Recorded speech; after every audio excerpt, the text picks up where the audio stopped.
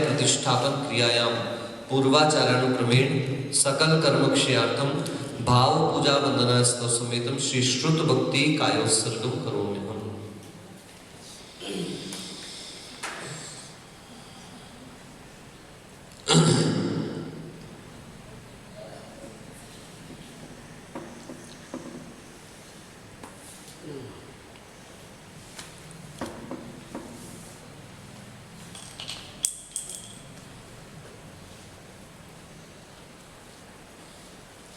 ओंकारं बिंदु संयुक्तं नित्यं ध्यायन्ति योगिनः कामदं मोक्षदं चैव ओंकाराय नमो नमः। अविरल शब्द घनौघ प्रक्षालित सकल भूतल कलंका मुनिभिरुपासित तीर्थ्या सरस्वती हरतु दुरितम्। अज्ञानतिमिरान्धानां ज्ञानाञ्जन शलाकया चक्षुरुन्मीलितं येन तस्मै श्री गुरुवे नमः।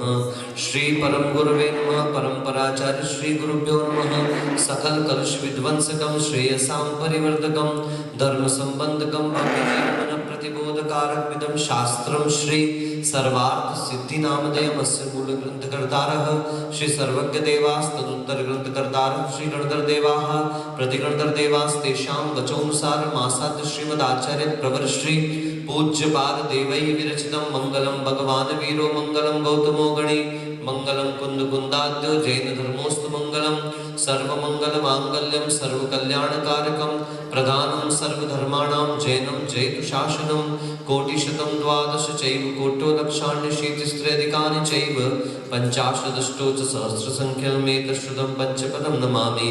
अरहन्तमासीयत्थं गणहर देवेहि गन्त्यं सम्मं प्रणमामि भक्तिजुक्तो सुदृढाणमहो वहिं शिरसा इच्छामि बन्ते सुदबत्ति काउसको सालुचो अंगोवंगपैन्य पाहुणे परिमुसुत पडमामि उपभगे चूलिया चेव सुतते तुदमकायं सेणचकाल मंचें पूज्यं वन्दामिडमं सामे दुःखकौगमुखो बोहिलाओ सुगैगमनं समाहि मरणं जिन गुण संपत्ति होदुमच्छं।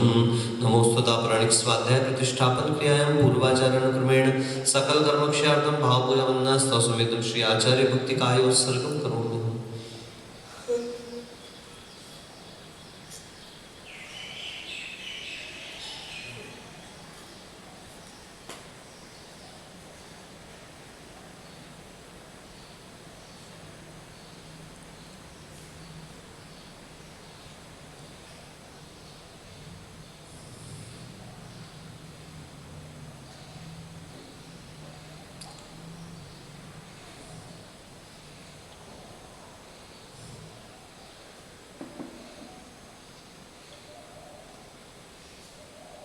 गुरुवः पान्तु नो नित्यं ज्ञान दर्शन नायकाः चारित्राणां गंभीरा मोक्ष मार्गोपदेशकाः इच्छामि बन्ते आयरिवत्ति कावसकुसालचं सम्मणान् सम्मदं संसमचरिताणं पंचविहाचरणम् आयरियाणम् आयरसनाणं वदेशाणं वज्जायाणं तीरैण गुण पादरयाणं सपसावनं स्याणिच्चकालं चीं पूज्यं वन्दामिडमं सामे दुःखकौकमुखो बोहिलाओ सुगैगमनं समाहि मरणं जिन गुण संपत्ति होदुमच्छम्। मोक्षमार्गस्य नेतारं भेत्तारं कर्मभूभृतां ज्ञातारं विश्वतत्त्वानां वन्दे तद्गुणलब्धये वन्दे तद्गुणलब्धये। पंच परमेष्टि भगवान की जय। मूल नायक श्री चैतन्य चमत्कारी चिंतामणि पार्श्वनाथ भगवान की जय। आचार्य भगवंत श्री पूज्य पाद महाराज की जय। चारित्र चक्रवर्ती आचार्य गुरुवर शांति सागर जी महाराज की जय। परम पूज्य मम दीक्षा गुरुवर श्रेष्ठ भट्टाचार्य समाधिस्थ आचार्य भगवंत श्री अभिनंदन सागर जी महाराज की जय। द्वादशांग जिनवाणी माता की जय।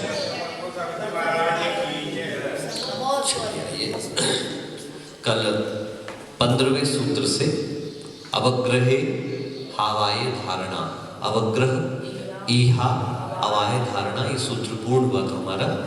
विषय विषयी सन्निपाते सति यद्भवति तद्दर्शनम तद अनंतरम प्रथम ग्रहणम इति अवग्रहः, ठीक है ना। विशेष इहनम इति ईहा, है ना, ज्ञात हो जाना। अवाय अवेति इति अवायः, और फिर उसके बाद कालांतर में भी उसकी स्मृति बने रहना धारणा कहलाती है। इस प्रकार से ये हमने मतिज्ञान के क्रमिक विकास को हमने इस सूत्र के माध्यम से देखा था। अब विभिन्न प्रकार के पदार्थों की अपेक्षा से, विभिन्न प्रकार के ज्ञेय की अपेक्षा से मतिज्ञान के 12 भेद हमने कल सूत्र में देखे थे, उसकी टीका रूप में अपन लोग अब देखेंगे। पहले तो सूत्र एक बार वापस पढ़ लेते हैं। बहुविध क्षिप्राणि श्रुतानुक्त ध्रुवाणाम सेतराणाम, ठीक है ना। बहुविध, फिर उसके बाद क्षिप्र, अनिसृत, अनुक्त और ध्रुव, इन सभी का उल्टा भी अपन कर लेंगे। तो बहु का उल्टा हो जाता है एक, बहुविध का उल्टा होता है एकविध, क्षिप्र का उल्टा अक्षिप्र और अनिसृत का उल्टा निसृत, अनुक्त का उल्टा हो गया उक्त और ध्रुव का उल्टा हो गया अध्रुव। ऐसे 12 प्रकार से स इतर शब्द से अर्थ निकालेंगे। अवग्रहादयः क्रिया विशेषाः प्रकृताः, ये जो अवग्रह आदि का आपको बताया क्रिया विशेषों का प्रकरण है, ठीक है ना। लेकिन तदपेक्षो अयं कर्म निर्देशः, उसकी अपेक्षा अपन लेकर के चलते हैं तो भी ये बहुआदिक उसी अवग्रह इहा अवाय धारणा के कर्म है, ठीक है ना। वह लिखता है, ये क्रिया है, ठीक है ना। लेखन उसका कर्म है, ठीक है ना। और ये कॉपी किताब आदि उसके साधन बन जाते हैं। तो यहाँ पर क्या कह रहे हैं कि जो आपका अवग्रह इहा अवाय धारणा वो क्रिया है, और बहुविध आदि उसके क्या हो जाते हैं, कर्म हो जाते हैं। पुस्तक पढ़ना आदि सब क्या हो जाते हैं, कर्म हो जाते हैं। बहु शब्दस्य बहुवादिनाम सेत्राणाम इति, जो बहुवादिक सूत्र में कहती है उसके उल्टे भी लेकर के चलना है। बहु शब्दस्य संख्या वैपुल्यवाचिनो ग्रहणम अविशेषात्, बहु शब्द में कोई खास विशेषता नहीं, बहुत संख्या जिसकी हो रही हो तो उसके लिए बहु शब्द का प्रयोग किया। संख्यावाची यथा एको द्वौ बहवः इति, बहवः, ठीक है ना। किसमें है, मुनियः बनाया था, मुनि शब्द से बहुवचन में मुनियः बनाया था, तो भानु शब्द से भानवः बनाया, तो बहु शब्द से क्या बना दिया, बहवः। अब भी अपन ने कल ही परसों पढ़ा हुआ है, ठीक है ना। बहवः इति वैकुल्यवाची यथा बहुरोदनो बहुसूप इति, ठीक है ना। वैकुल्यवाची का मतलब क्या होगा, बहुत सारे चावल हैं, है ना, बहुत सूपे सुपड़े बहुत सारे हैं, ऐसे। विद शब्द प्रकारवाची, विद लगा देंगे तो प्रकार, जैसे बहुत से लोग कितनी बड़ी मिस्टेक करते हैं, चतुर्विधि संघ की जय, चतुर्विधि नहीं चतुर्विध। विधि शब्द का अर्थ होता है प्रक्रिया और विध शब्द का अर्थ होता है प्रकार, ठीक है ना। जैसे मोक्ष जो है वो द्विविध प्रक्रिया है, 2 प्रकार की प्रक्रिया है, द्विविधि प्रक्रिया नहीं है, ठीक है ना। इसलिए विधि शब्द जो है वो प्रक्रिया के लिए होता है, और अपने जैन आगम के अनुसार विधि मतलब कर्म को भी कहा जाता है, ठीक है ना। लेकिन विद शब्द जो है प्रकार अर्थ में प्रयोग होता है, तो यहाँ पर कहते हैं विद शब्द प्रकारवाची। क्षिप्र ग्रहणम अचिर प्रतिपत्त्यर्थम, शीघ्र, अचिर मतलब क्या हुआ, शीघ्र, शीघ्र की प्रतिपत्ति के लिए क्षिप्र शब्द का ग्रहण किया। अनिहिस्रत ग्रहणम असकल पुद्गलोद्गमार्थम, हाँ, क्या अनिश्चित का मतलब क्या, कोई पुद्गल पूरे तरीके से हमारी दृष्टि में नहीं आ रहा है, परंतु उसके बाद भी उसका उद्गम यानी उसके थोड़े से अंश को देख करके संपूर्ण का जो ज्ञान हो रहा है वह अनिश्चित ग्रहण से समझना। अनुक्तम अभिप्रायेण ग्रहणम, कहा तो नहीं है पर अभिप्राय को समझ लिया जाए, है? भाई गर्मी बहुत है, 10 बजे यदि बाहर जाएंगे तो गर्मी बहुत बढ़ जाती है, और मुझे आपके आहार भी कराना है? समझिए, जल्दी निकल जाओ, मतलब अनुक्त का कथन हो गया। किसका कथन हो गया? अनुक्त का कथन, ठीक है। जल्दी निकलने का मतलब ऐसा नहीं कि मैं कह रहा हूँ 7 बजे ही निकलना है, मैं कह रहा हूँ निकल तो जाएंगे, मतलब थोड़ा सा समय से पहले, ताकि सब व्यवस्थित हो जाए। अब इसमें क्या हुआ, ये समझदार इशारा कर दिया, मतलब इशारा कहते समझदार को इशारा काफी है, अनुक्त का ग्रहण, ठीक है ना। अभिप्राय समझ रहा है वो सामने वाले व्यक्ति। दीदी आपके घर में शक्कर है क्या, जैसे आपने पूछा और देखते ही साथ सामने व्यक्ति के चेहरे की हवाइयां उड़ गई, समझ जाओ आप है तो मगर देना पॉइंट है तो ना नहीं कहा, लेकिन चेहरे की हवाइयां उड़ गई, इसका मतलब है तो मगर देना अनुक्त का। ध्रुवम निरंतरम यथार्थ ग्रहणम, जिसकी निरंतरता हमेशा बनी रहती है, ऐसे पदार्थों को ध्रुव कहा जाता है। जैसे पहाड़, नदी, पर्वत आदि के सब है, ये ध्रुव पदार्थ है। ऐसे ध्रुव नहीं है कोई भी, संसार में तो कुछ भी ध्रुव नहीं है, लेकिन फिर भी लंबे समय तक बने रहने के कारण उसको ध्रुव कहा। सइतर ग्रहणम प्रतिपक्ष संग्रहार्थम, सेतर का मतलब हो गया उसके प्रतिपक्ष को भी स्वीकार करना। बहुनाम अवग्रह अल्पस्य अवग्रह, बहुविधस्य अवग्रह एक विधस्य अवग्रह। अभी तक हम क्या गलती करते थे सामान्यतः, बहु के सामने दो उल्टे में एक लिख देते थे, यहाँ बहु के उल्टे में एक नहीं लिखना, बहु के उल्टे में अल्प लिखना।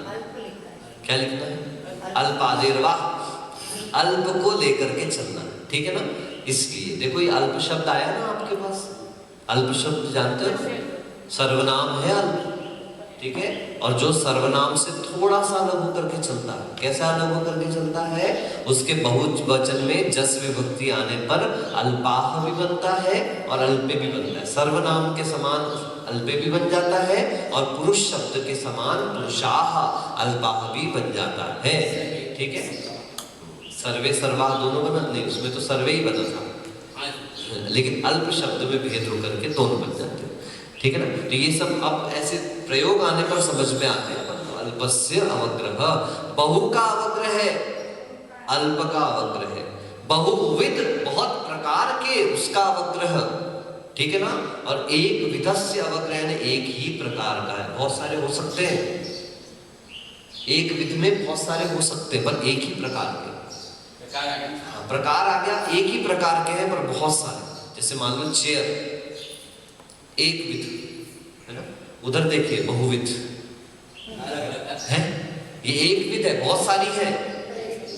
अब बहुत सारी बहु बहु बहु क्या कुर्सी को क्या बोलते हैं तुम लोग, आसंद, आसंद, हाँ बहुवः आसंदा है ना, ये अल्पः आसंदा, ठीक है ना। ये बहुत सारी कुर्सियां हैं, यहाँ पे कुछ कुर्सियां, तो इसलिए मैं बहुत कंफ्यूजन में था, एक और एक विध में बहु बहुविध में थोड़ा गड़बड़ हो जाता था, पर इससे बिल्कुल स्पष्ट हो गया। क्या स्पष्ट हो गया, बहु मतलब बहुत, बहुविध मतलब बहुत प्रकार के, ठीक है ना। बहु मतलब बहुत प्रकार के, एक मतलब बहुविध बहुत प्रकार के, एक विध एक ही प्रकार के। क्षिप्रम अवग्रह, सबके अर्थ तो आपको बता दिए, तो क्षिप्र का अवग्रह, चिरेण अवग्रह, अनिसृतस्य अवग्रह, निसृतस्य अवग्रह, अनुक्तस्य अवग्रह, उक्तस्य अवग्रह, ध्रुवस्य अवग्रह, अध्रुवस्य अवग्रह च इति अवग्रहो द्वादश विकल्पः। अवग्रह के 12 भेद हो गए। इसी प्रकार से एवं इहादयः अपि ते, इस प्रकार से इहा आदि को भी जोड़ लेना, बहु की इहा, हाँ ऐसे अवग्रह के 12, इहा के पाया। इसी प्रकार से आगे कहेंगे, सुनो, तयते पंचविध इंद्रिय द्वारे मनसा च प्रत्येकम प्रादुर्भाव्यते। ये जितने भी हैं ये सभी पांचों इंद्रियों के द्वार से, मन से प्रत्येक का प्रादुर्भाव हुआ करता है। पांचों इंद्रियों और मन से इनका प्रादुर्भाव हुआ। तत्र बहुग्रहादयः मति ज्ञानावरण क्षयोक्षम प्रकर्षात् प्रभवन्ति न इतरेति। ये देखना, बहु आदि का जो अवग्रह है वो मति ज्ञानावरण कर्म के विशेष क्षयोपशम से होता है, अन्य से नहीं। ठीक है ना, ये कोई अवधि ज्ञानावरण कर्म के क्षयोपशम से नहीं है, श्रुत ज्ञानावरण से भी नहीं है, ये केवल ज्ञानावरण, केवल ज्ञानावरण से तो सब ही हो जाएगा, तब ये अवग्रही होगा कि तो कोई जरूरत धारणा है सर। ठीक है ना, तेषाम अभ्यर्हितत्वादादौ ग्रहणम क्रियते, बहु आदि श्रेष्ठ है, इसलिए बहु का कथन सबसे पहले कर दिया गया है। बहु बहुविधियो कहाँ प्रतिविच्छेदः, भाई बहु और बहुविध में क्या विशेषता है, कुछ हो तो बताओ। यावता बहुषु अपि बहुत्वमस्ति, बहुविधेषु अपि बहुत्वमस्ति। भैया बहु में भी बहुत सारे हैं, बहुविध में भी बहुत सारे हैं, फिर दोनों में अंतर क्या, समाधान करते हैं। एक प्रकार नाना प्रकार कृतो विशेषः। हाँ, बहु कहने पे एक ही प्रकार का है, बहुविध कह देने पर बहुत प्रकार का है। इतना नहीं समझ में आता क्या आपको? उक्त निःसृतयोः कः प्रतिविशेषः, फिर आपने वो निस्रत विस्रत कहा है, उसमें क्या उक्त और उक्त, निस्रत जो दिख ही रहा है, उक्त मतलब जो कह ही दिया गया, तो दोनों क्या अंतर है। यावता सकल निस्सरणात् निस्सृतम,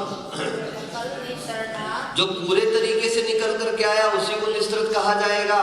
और उक्तम अपि एवं विधमेव, उक्त भी आपके अनुसार कह दिया जाए तब समझ में आए, तो वो भी तो उसी के समान है। तब कहते हैं अयम अस्ति विशेषः। रुको रुको, जल्दी मत करो यार, बहुत जल्दी करते हो, सब खिचड़ी ज्यादा एक साथ खाने की कोशिश करोगे तो हाथ जल जाएगा। रुको जल्दी से। अन्योपदेश पूर्वकम ग्रहणमुक्तम, जो उक्त शब्द है वो दूसरे के उपदेश को ग्रहण करने को उक्त कहा जा रहा है, किंतु स्वतएव ग्रहणम निःसृतम, निस्रत में स्वयं से ग्रहण कर रहा है, वो किसी के उपदेश आदेश से ग्रहण नहीं कर रहा है। ठीक है ना, उक्त में तो कोई दूसरा कहेगा तो मैं समझूंगा, निस्रत में तो वो निकल रहा है, उस कमरे के बाहर कमंडल रखा हुआ है। ठीक है, कमंडल की टोटी दिख रही है, यानी अंदर कमंडल, और निस्रत पूरा कमंडल दिख रहा है, अंदर महाराज जी है, या कमंडल को देख करके बताना कि कमंडल है। उक्त में तो बता रहे हैं भैया ऐसा कमंडल रखा है कमरे के बाहर, इसका अर्थ है कि अंदर कोई साधु है। और अनुक्त का मतलब क्या हुआ, कमंडल देख करके आप समझ गए कि यहाँ कमंडल रखा है, इसका मतलब अंदर कौन है, साधु। एक ही पदार्थ से अलग अलग ज्ञान हो रहा है। अपरेशाम क्षिप्र निःसृत इति पाठ, कहीं अन्य पर क्षिप्र निःसृत ऐसा भी पाठ है, क्योंकि आपके जो सूत्र है ना महाराज, उसमें क्षिप्रा निःसृत लिखा, सूत्र में देखिए क्षिप्रा निःसृत, प्र में आ की मात्रा है, दीर्घ आ है ना, तो ऐसा कह रहे हैं इन्होंने, टीकाकार में लिखा है कि अन्य कहीं पाठों पे क्षिप्र और अनिस्रत की जगह क्षिप्र के आ जो दीर्घ बना वो दीर्घ आ नहीं होके क्षिप्र निःसृत लिखा हो, तो कोई दिक्कत नहीं है, स इतर से अनिस्रत का ग्रहण हो जाएगा अपने लिए। तएवं वर्णयन्ति श्रोत्रेन्द्रिय शब्दम अवग्रह्यमाणम मयूरस्य वा कुररस्य वा, ठीक है ना, और वाइति वेति लिखा ना, हाँ, तो क्या हुआ ये अवर्ण वर्ण वाह इति, इसलिए तो बोला जानबूझ करके कि आप तो कंफ्यूज तो नहीं हो रहे हो करके। वेति मतलब जानता है ऐसा नहीं, वाह इति ये मयूर की आवाज है, ये कुरर की, कुरर क्या होता है भैया, नहीं कोयल और मयूर की आवाज कहाँ समान होती है, पक्का कन्फर्म है, देवपुरा में कहते हैं ऐसा तो नहीं है ना, ठीक है। कुरर मतलब माता जी बता रही है मुर्गे की आवाज है, तो अकॉर्डिंग टू चैत्य मत हम स्वीकार कर रहे हैं कि मुर्गे की आवाज है। वो मयूर की आवाज आ रही है या मुर्गे की आवाज आ रही है, इस प्रकार का जो यदि कश्चित प्रतिपद्यते है ना, ऐसा कोई कहता है तो अपरः स्वरूपम एव आश्रित इति, दूसरा स्वरूप के आश्रय से ही जानता है। कोई शब्द के आश्रय से जान लेता है, तो जो जहां पर उक्त अनुक्त है वो शब्द के आश्रय से जानेगा, और जो निस्रत अनिस्रत है वह किसके आश्रय से जानेगा, वस्तु को देख करके जानते हैं। आप देख के बता सकते हो मोर मोरनी? जिसके पंख हैं वो मोर है, और जिसके पंख उड़ने वाले तो हैं पर दिखाने वाले नहीं है, वो मोर नहीं है। बड़ी गलतफहमी है। हाँ, टीवी वगैरह में उसको मोरनी कह देते हैं।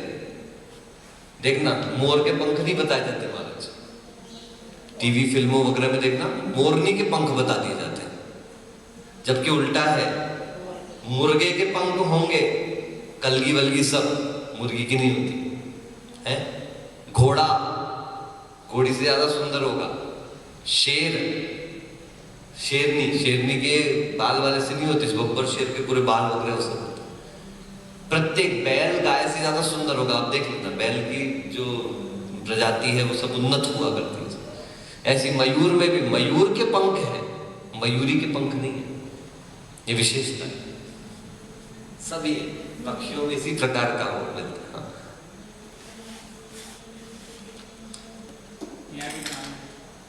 10 कलाएं कम करिए पुरुषों में। अब वही तो 10 नहीं 64, मतलब 6 और 2 8 कलाएं। पुरुषों की 72 कलाएं बताई हैं, महिलाओं की 64 कलाएं बताई। अंगों में भी हो, श्रृंगार वगैरह 16 श्रृंगार अपन लोग ही बताई हो। इनके 14 ही श्रृंगार बताए, लो और नफड़े पड़ गए। बताओ, बस 16 श्रृंगार है। लिपस्टिक विपस्टिक नहीं आती, ध्यान रखना, ये वर्तमान के सब नाटक है। अच्छा, 2 एक्स्ट्रा हो जाते, उनके कटार देने में ये नहीं होता। तो अच्छा, ऐसे 16 श्रृंगार हैं। किसमें आए हैं श्रृंगार? तो किस में? आपके प्रतिष्ठा ग्रंथ में किसी में आया हुआ है? आदि पुराण में, बाकी सिद्धांत कोश में तो मिल ही जाएगा। कुछ कहीं मिले ना मिले, सिद्धांत कोश में तो मिल ही जाएगा। हाँ, भरतेश वैभव में होगा। हाँ, मैंने पढ़ा था, ध्यान आया मुझे।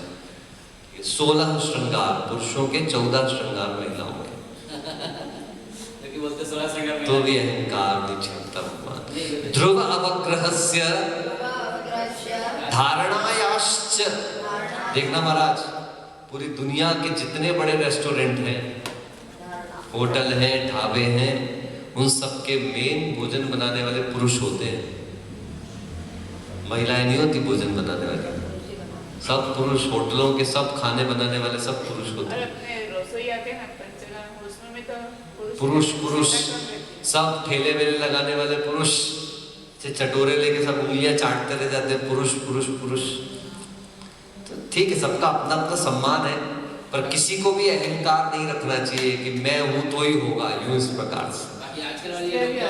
महिला के 16 श्रृंगार, हाँ, पुरुषों के तो कोई श्रृंगार ही नहीं है। पुरुष ने तो जरा कंघी का कर ली, जड़ा बनेगा पिछले जन्म में, अगले जन्म में, यूं बोल देते। बिल्कुल बिल्कुल। देखो ना, अपने राजा रानी वगैरह के श्रृंगार बताए जाते थे, सब बताए जाते थे। उसमें जैसा रानी सच करके आती है, उससे अच्छे अच्छे आभूषण तो राजा पहन करके आता है। वो आती है ना कथा जिसमें अपने मुकुट मारने को होता है, तो मुकुट कितने सुंदर सुंदर दमदार मुकुट होते होंगे सोने आदि के। ऐसा मजाक है। अभी हम लोग केसरिया जी गए थे, केसरिया जी, तो उसमें चूंकि वो आंगी वगैरह भी पहनाते ना भगवान को लोग, वो आंगी उसने जो वहाँ के जो वो हैं पुजारी नहीं साहब, जो मैनेजर हैं, खूब अच्छा नाम उनका मैं भूल गया, राम सिंह क्या नाम है, भूल गया नाम। तो उन्होंने मुझे कहा आप उठा के देखना चाहो तो देखो, सोने की आंगी थी। तो उठ नहीं रही थी, इतनी भारी आंगी थी, इतनी बड़ी आंगी थी। हाँ, वो 2 आदमी मिलकर के उठा के बाहर ला के दिखाया। सोना बहुत भारी होता है, सोना भारी होता है, बिल्कुल डेफिनेट सी बात। तो अरे झाड़ोल में जब पंचकल्याण किया, वो इतनी सी मूर्ति इतनी भारी लगी, बाप रे बाप। हाँ, फिर मैंने चांदी की उठाई सिर पर, तो उतनी बड़ी चांदी की, उससे डबल दिखने वाली मूर्ति, हल्की थी उसकी तुलना में सोने वाली मूर्ति की।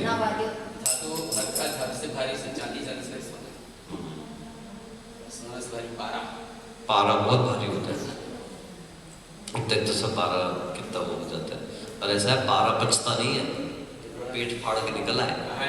पाप और पारा कभी नहीं पचता, उस दिन की हेडलाइन है, पाप और पारा कभी नहीं पचता। छोड़ के निकल जाता है कहीं ना कहीं से, कैसे किसी न किसी रूप से।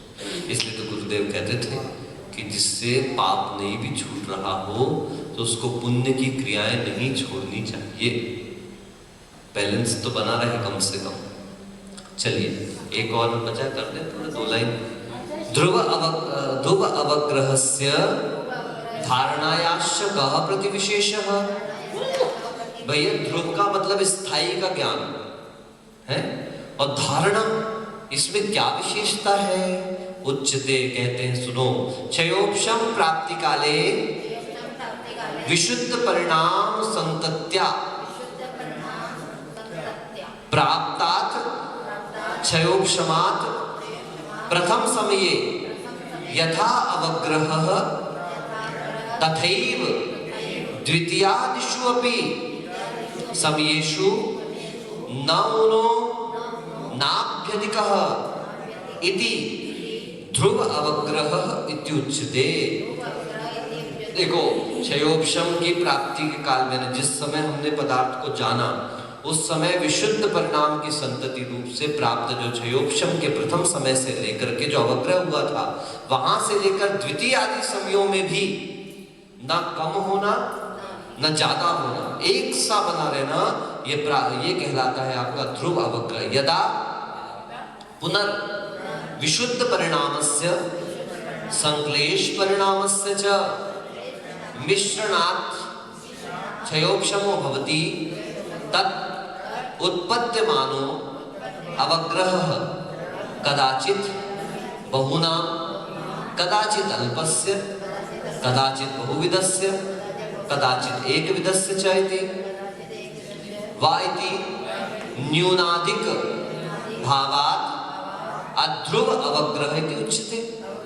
जब प्राप्त हुआ था तो कभी क्षयोपशम परिणामों से, कभी विशुद्धि परिणामों से, कभी संक्लेश परिणामों से, ऐसा होते हुए मिश्र क्षयोपशम के होने से उत्पत्तिमान अवग्रह का कभी कम हो जाना, कभी ज्यादा हो जाना, कभी वो बहु में जा रहा है, कभी बहुविध में जा रहा है, कभी एक में जा रहा है, कभी एक विध में जा रहा है, इसको अध्रुव अवग्रह कहा। किंतु धारणा पुनः गृहीत अर्थ, अग्रहित नहीं, गृहीत अर्थ अविस्मरण कारणमिति, ठीक है ना। महद अन्योह अंतरम, धारणा का मतलब कालांतर में भी उस पदार्थ की स्मृति बने रहना है, धारणा है। ध्रुव में तो अवग्रह से लेकर के धारणा तक के कथन की बात है, कारण धारणा उसका कार्य, कालांतर में भी बना रहना उसका कार्य है। इसलिए महद अन्योह अंतर, इन दोनों के बीच बड़ा अंतर बता दिया। ध्रुव तो क्षयोपशम काल में परिवर्तन नहीं हो रहा, परंतु क्षयोपशम काल में अवग्रह ईहा अवाय धारणा तक एक सा बना रहना, ये ध्रुव अवग्रह कहलाता है। किंतु ध्रुव का ज्ञान कहलाता है, किंतु कालांतर में भी विस्मृत ना होना, ये धारणा कहलाती। इस प्रकार से यह विशेष सूत्र 16वें नंबर का अभी हमारे सामने पूर्ण हुआ। इसके आगे बहुत अच्छा सूत्र है। यह अवग्रह अधिक किसके होते हैं, अवाय किसके होते हैं, धारणा किसका हो सकता है, और ये सब किस किस के हो सकते हैं, आगे के सूत्र में आपको बताएंगे। चलिए, नमोस्तुत स्वाध्याय निष्ठापन क्रिया श्री श्रुत भक्ति कार्य